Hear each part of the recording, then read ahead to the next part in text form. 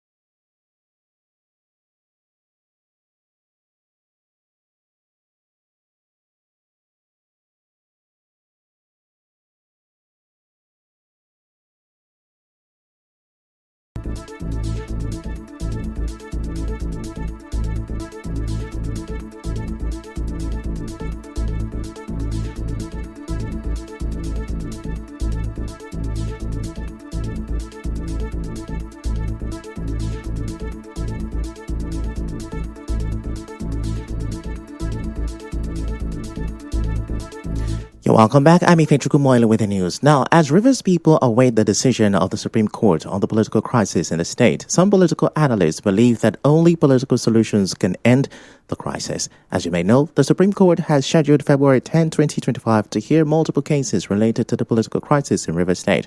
Among these are two appeals filed by the All Progressives Congress, APC, challenging the legality of the local government elections conducted in the state in 2024.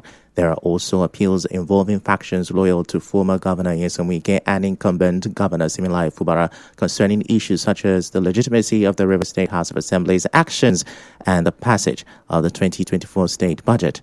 Political analyst Libers Oshoma speaks to correspondent Bureauari on this.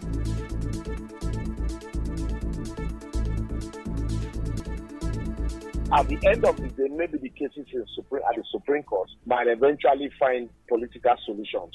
But if that is not, then once the court resolve the issues one way or the other, then they will all have clarity. Depending on how powerful and the support is of each of the parties, the courts might not be able to find lasting solutions to all of them, apart from political solutions. Because I've been giving judgments, how much of those judgments has both sides obeyed? I think the best way for all parties to resolve it, I have always believed, is for a political solution that will be long-lasting. A professor of political sociology, Steve Waller, also spoke. The problem in Rivers State can be blamed on the judicial system. There's a lot of judicial indiscretion. One court will give one ruling, another court will give counter ruling on the same basic criteria that we know. Let the court interpret exactly according to the tenets of the provisions of either the federal constitution or of any extant law or even of party guidelines and INEC guidelines. There's no need deceiving people by extending illegality arising from misinterpretation, wrong judicial pronouncement. Professor Waller said the political crisis in the state has created more divisions that are preventing development. Political crisis that it undermines governance, and it can often escalate to political violence. Already, the state is tensed up. There's ethnic tension, there's class tension, that is intra-party conflicts everywhere, and there's general instability that is undermining both peace and security in Rivers State. I can tell you for sure that Rivers State has become more polarized. Ethnically, political conflict and internal party crisis is undermining the growth of democracy in Rivers State. Meanwhile, a chieftain of PDP in Rivers State, Ogbonnawuke, believes that the disruption of the Board of Trustees BOT meeting with the National Working Committee NWC was carried out by enemies of the party that are sponsored by the APC at the national level. They said the witch cried at night and the child died in the morning. The Bible tells us that you can see the hands of Esau, but the voice of Jacob. Everyone who living knows that that's a role that the current minister of the FCT is playing in the PDP crisis. But what is going on in the PDP suggests that the PDP is on the path of, as we stand, the PDP NWC is getting together, youth getting together, everybody in the PDP, governors getting together, is Operation Salvage the PDP, and the PDP certainly will take its position of its membership.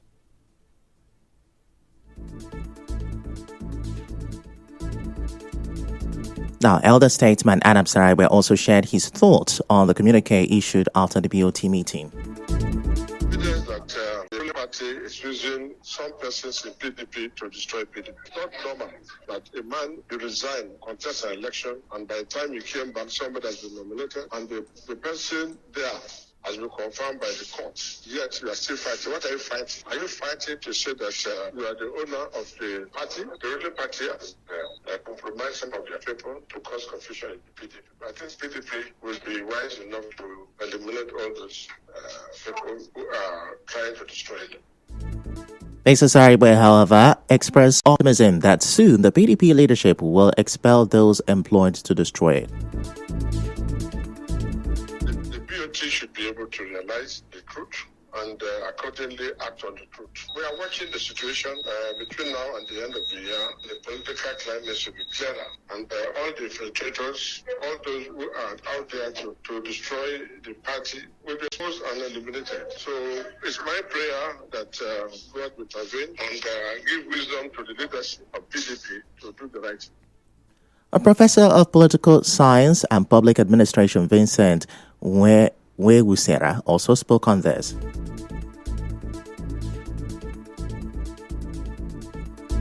Political parties are structured. It is not expected that the ruling party will give any form of life wire to an opposition party, because political parties are about contestation of power. And so whatever resources you're going to muzzle to seek an opposition party, it is within the right of the ruling party to so do. There is nothing extraordinary that the ruling party, if you say that the ruling party is planting moves into the opposition party to weaken them, that is why they are ruling party. Because that they must do everything within their powers to consolidate power. So if consolidate power will require to sink or to diminish the opposition party, so be it.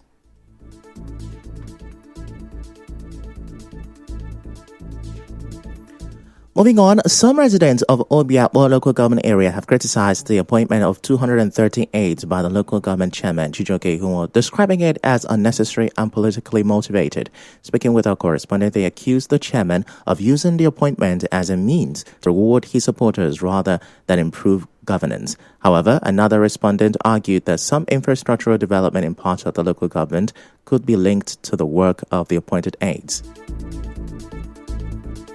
So why don't we put up cottage industries instead of appointing aides of 100 persons, 200 persons? Cottage industries that will employ same use production. It's not worth it. There are so many things that can be done. So many things. But this question of aides and aides and aides is unproductive. It's just that he wants to settle his supporters. But that's another way, just for him settle his political supporters. Nothing like impact. Because office is not allocated to them. No impact to the economy. It will not create any impact to the society. That also by they mounted some solar installation of lights, and also at Cornerstone here, also they're doing also. Recall that the chairman of Obiakpo local government area recently appointed 238, while the council chairman for Omoma Promise Reginald appointed 228. Some of these aides had earlier defended their appointments, reeling out their achievements so far. Still to come, stakeholders react to U.S. stoppage of distribution of HIV drugs to other countries. Stay with us.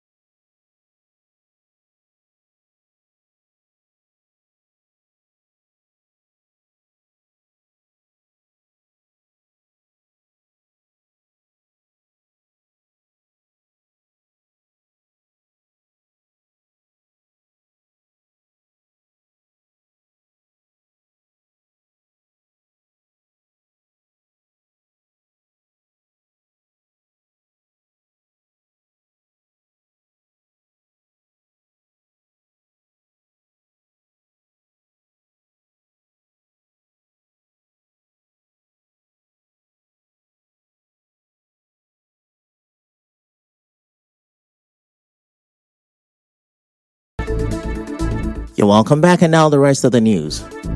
Some business owners in Port Harcourt are calling on members of the local security outfit, OSPAC, to conduct themselves properly. Their appeal follows the unveiling of a rebranded OSPAC by the chairman of Obiakpo local government area, Chijioke Ihunwo. Speaking with our correspondent, the business owners expressed concerns over the way security levies are collected, describing it as forceful and intimidating. They called on the new OSPAC members to put an end to such practices and instead focus on supporting the police in tackling security challenges in the area. They should not compromise. Not we have security still. Armed robbers will be robbing. Like this our line now. They do rob. You close your shop in the night, they will enter and pack whatever thing that is inside. So they should secure well. There are security levies. They come monthly. When they come, they will tell you, Auspac levy is due. If you don't have it, you see them behaving violent, they want to take your things, you come and bail it with extra money. They should be more matured in their approach. They better now. Before they too rude, may they not go back to their old behavior. We expect a conducive environment, like securing life and property of the citizens they are protecting, which is the major aim of them being security. As you may know, Auspac was disbanded last December by the Obiakpor Council chairman following a series of complaints against members of the security outfit and their involvement in criminal acts like torture, arrest, and detention of people. And now the chairman of Ahoda West local government area, Iyeko Ikboro, has vowed to carry out projects in at least 80 out of the over 100 communities in the local government area before the end of his tenure. The Ahoda West chairman said this during the commissioning of the newly completed ultra-modern women's hall in Ojukwu community. He charged the people to be selective in choosing their leaders.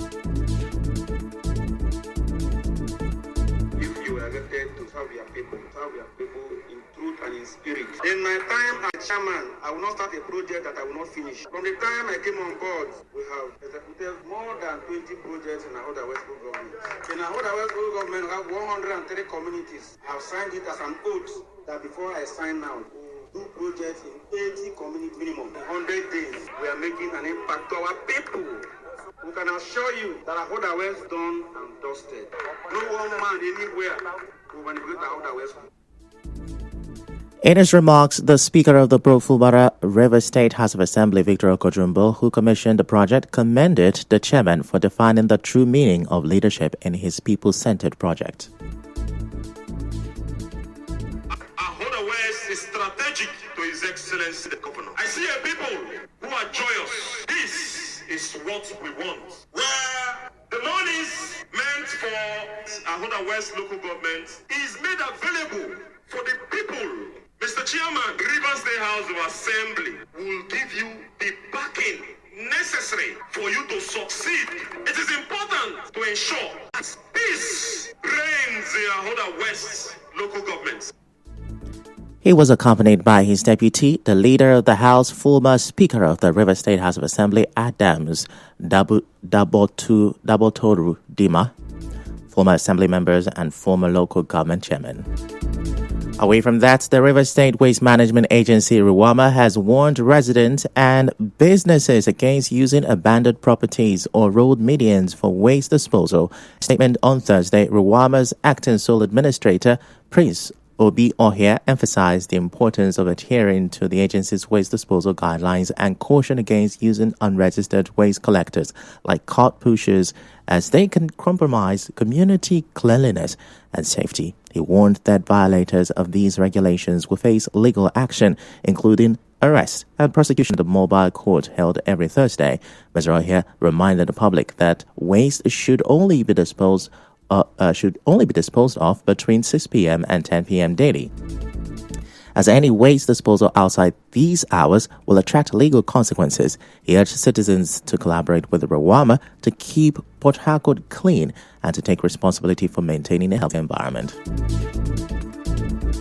In other news, some persons living with HIV in Nigeria have raised concerns over access to antiretroviral drugs after the U.S. President Donald Trump ordered a 90-day freeze on foreign aid. The cuts by the Trump administration will affect the supply of antiretroviral drugs through the president's emergency plan for AIDS relief, PEPFAR, which Nigeria hugely benefits from. Speaking with correspondent Martha Okere, the River State coordinator of Network of People Living with HIV, Chigozie Blessing, described the mood of those affected by the U.S. temporary freeze on aid. She said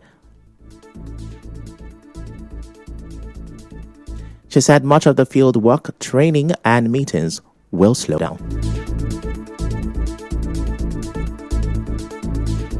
It's has been very horrible. For the past 2 days, I've been answering a lot of calls. I've not rested. Many are crying and saying they're hearing that there will be no more drugs, there will be no more funding. How are they going to cope and all that? And you know that this is what we're doing. We are saving humanity. So it has not been easy. A lot of cry, a lot of sorrows, a lot of where do we do, what do we do, where do we go, how do we cope? So it has been raising a lot of dust. Many are feeling at this moment that the world has just ended. The coordinator of Network of People Living with HIV in Lagos State, Patrick Atman, also spoke. If people stop taking drugs, what it means is that the virus will increase, and that will mean that we are going to have more new infection, and a lot of people will die. So I hope the government of Nigeria will take this suspension as an eye-opener so that they can start taking responsibility, because we cannot expect the international community to continue to fund our HIV activities all through. There will be a time they will stop, and if they stop, it is responsibility of Nigeria to take care of its citizens.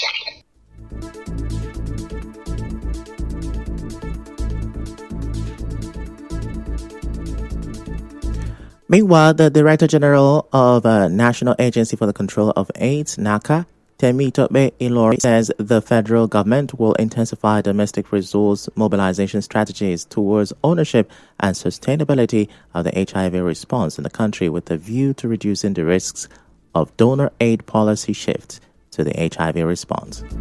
We go on another short commercial break. When we come back, we'll wrap up the news.